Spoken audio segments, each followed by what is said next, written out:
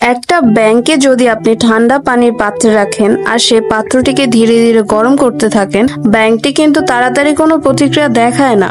সে চুপচাপ পানিতে বসে থাকে আর নিজের শরীরের তাপমাত্রা পানির সঙ্গে সামঞ্জস্য করতে থাকে। ধীরে ধীরে পানি গরম হতে থাকে আর ব্যাঙও ধীরে ধীরে তার শরীরের ভেতরে সে উত্তাপ সহ্য করতে থাকে। সে ভাবে এটা তো এখনো সহ্য করা যাচ্ছে, কিন্তু সমস্যা তখনই শুরু হয়। পানির তাপ একসময় এত বেশি বেড়ে যায় তখন আর তা সহ্য করা যায় না। ব্যাংকটি তখন বুঝতে পারে এখন তার লাফ দিয়ে বাঁচা দরকার, কিন্তু হায়, তখন আর তার শরীরে কোনো শক্তি অবশিষ্ট নেই, কারণ সে তার সমস্ত শক্তি খরচ করে ফেলেছে আগের তাপমাত্রাগুলো সহ্য করার জন্য। তাই সে চাইলেও এখন আর লাফ দিয়ে বের হতে পারে না।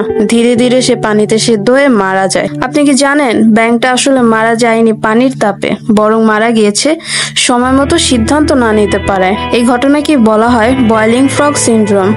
এই গল্প আমাদের জীবনের সঙ্গে হুবহু মিলে যায়। আমরা অনেক সময় একের পর এক অন্যায়, অবহেলা কিংবা কষ্ট সহ্য করতে থাকি, ভাবি এখন না হয় মেনে নিচ্ছি, পরে কিছু একটা করব। কিন্তু যে সমস্যা শুরুতেই ঠেকানো যেত তা ধীরে ধীরে এমন ভয়াবহ রূপ নেয় যে তখন আর তা কিছু করার থাকে না। তখন আমাদের মনের শক্তিটাও থাকে না, সাহসটাও ক্ষয়ে যায়। তাই জীবনে কখনো এমন পর্যায়ে পৌঁছাবেন না যেখানে লাভ দেওয়ার মতো শক্তিটুকুও থাকবে না। সময় থাকতে নিজের অবস্থান পরিষ্কার করুন, প্রতিবাদ করুন, নিজের সম্মানকে রক্ষা করুন। না হলে একদিন হয়তো আপনিও সেই সেদ্ধ ব্যাঙ হয়ে যাবেন যে বাঁচতে চেয়েও বাঁচতে পারলো না।